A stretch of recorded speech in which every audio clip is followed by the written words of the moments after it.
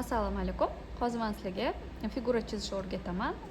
Birinchi skelet formula, keyin muskul formula, keyin telo bo'yicha eng avvalo o'lchash bo'yicha texnikasini ko'rsatib beraman. Tak, birinchi uzun chiziq chizamiz qog'ozimizga. Men hozir A3 ga chizib ko'rsataman. Hozir bittasini chizdim. Hozir boshqacha ko'rinishdagi figurani chizamiz. Tak, mana to'g'ri chiziq chizib olamiz. Qo'lda uzun qilib, chiroyli qilib keraksiz chiziqlarni o'chirib tashlaymiz. Iloji boricha lineyka emas, qo'lingizda chizishga harakat qiling. Shunga o'rgating qo'lni. Bosh qismini taxminan belgilaymiz. Где-то bu 3-3,5 sm ga to'g'ri keladi va bo'yin qismini, mana bu bo'yin qism, bu 1 sm ga to'g'ri keladi. Shularni belgilab olamizda. Bosh qismini o'lchab, qalam bilan o'lchab, bu menda qalam, avtoruchka. Qalam bilan o'lchab, bo'yin sohasidan, mana bu chizgan tochkamizdan boshlab 1, 2, 3, 4, 5, 6, 7, mana 8-da to'xtatamiz. Mana 8taga bo'linadi. Pastdan yelka sohasidan 8taga bo'linadi va bosh bilan 9, bo'yin bilan 9,5. Tak, biz hozir men bu ko'rinishini chizib bermoqchiman figurani. Biz o'zimizni shaklimiz bo'yicha ishlaymiz. Bu yerda sal stilizatsiya qilingan, mana sizga ko'rinayotgan bo'lsa, chunki bo'yin uzun, oyoq sal ingichka. Biza hammaga idealniy bo'lgan figurani olamiz. Ketdik, to'g'ri yelka, unga parallelna ko'krak va mana bu boksda sohamiz qiyshiq bo'ladi. O'rtadagi umurtqa chizig'ini chizib olamiz. Mana umurtqa chizig'i.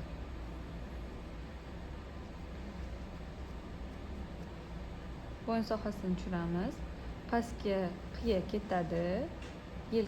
Yelkani uzunligini biz yuz qismidan topib olamiz. Bu bizada ko'z, buni o'rtasida burun, buni o'rtasida lab joylashgan va bu yerda bizada soch ketadi va yuz qismi bor. O'sha yuz qismini, mana bu sochning sohasi sizga ko'rinayotgan bo'lsa, mana bu sochga kiradi. Bu tarafda mana quloq qismimiz bor. Biz o'sha yuz qismini o'lchaymiz. Va yelkaga, mana yelka bitta, mana yelka kengligini topib oldik yuz qismidan. Va shu kenglikni o'lchab boksiga tushamiz. Boksidan ham topib olib, undan ozgina kirgan holda buni o'chirib tashlaymiz. Yelkani kengligini ozgina ichkariga kirgan holda boksa kengligini ham topamiz va bu yerda bel bor bizda. Bel boksadan ozgina kirgan bo'ladi. Mana tochkalarni belgilab olib, ularni birlashtiramiz.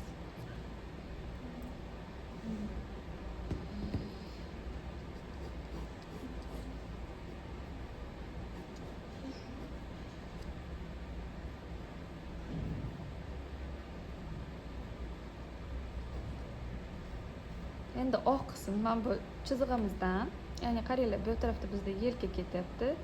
Bu yerda ko'krak, bu yerda bel, bu boksa qism, bu yerda oq qismimiz, mana bu yerda tizza, ya'ni u 5-bosh qismida o'rtasida joylashgan va 6, 7, 8 oyoq.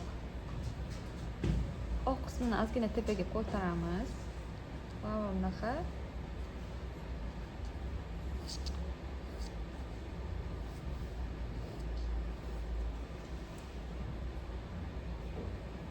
qilib chiziq bo'yicha bitta oyoq topib olamiz.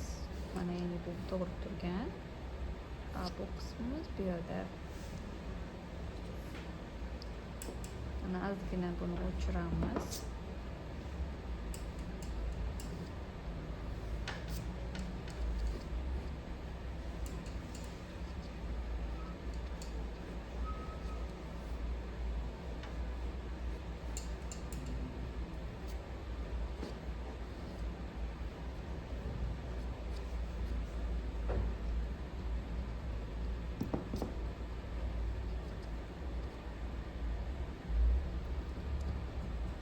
bel qismimizni ozgina ichkariga kiratganmiz, chiroyliroq bo'lishi uchun. Sal qalin bo'lib ketgan bo'lsa, siz ham ichkariga kirgizib oling va burada ikkinchi tizzamiz.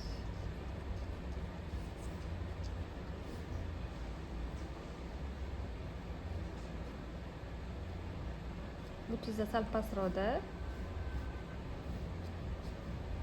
Chunki boksaga tizza parallelni, keyin oyoq parallelni bo'lish kerak. Qarang, bunga bu parallelni ketyapti, akokra yelkaga parallelni ketyapti.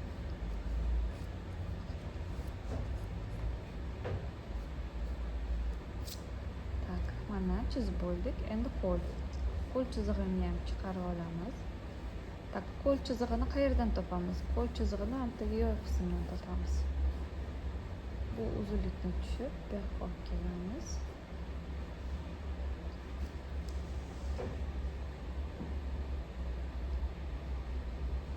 Точно.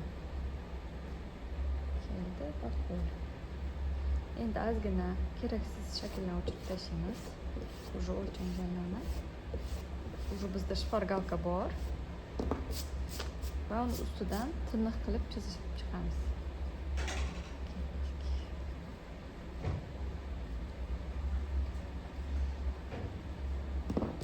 Bizda yordamchi chiziqlar tursa ham bo'ladi.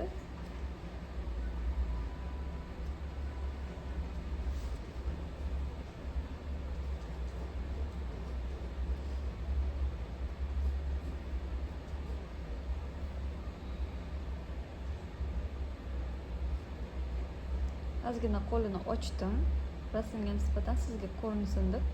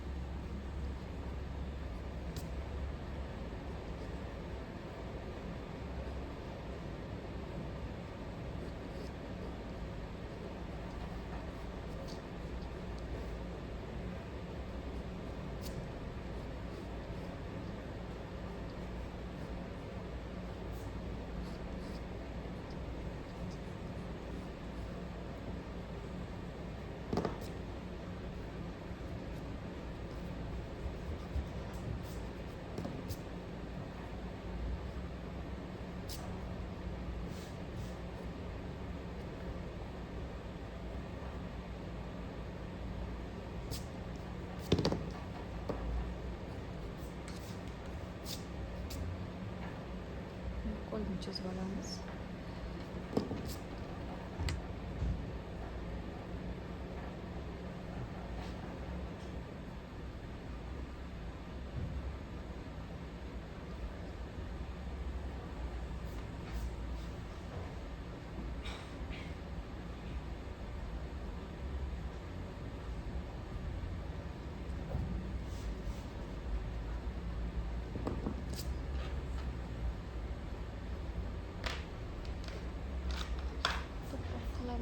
Qayerga qo'ygan ekanman? Xashbi ekan.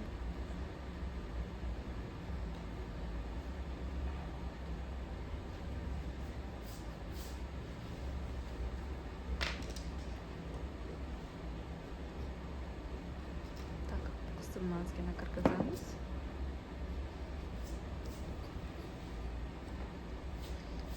Yana oynaga qarab ham yangi pozalar o'ylab topishingiz mumkin.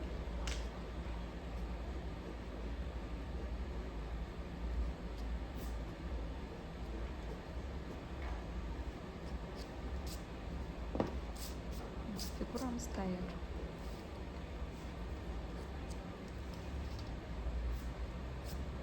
Biz stilizatsiya bo'lmagan idealniy figurani hozir o'zimizga oldik.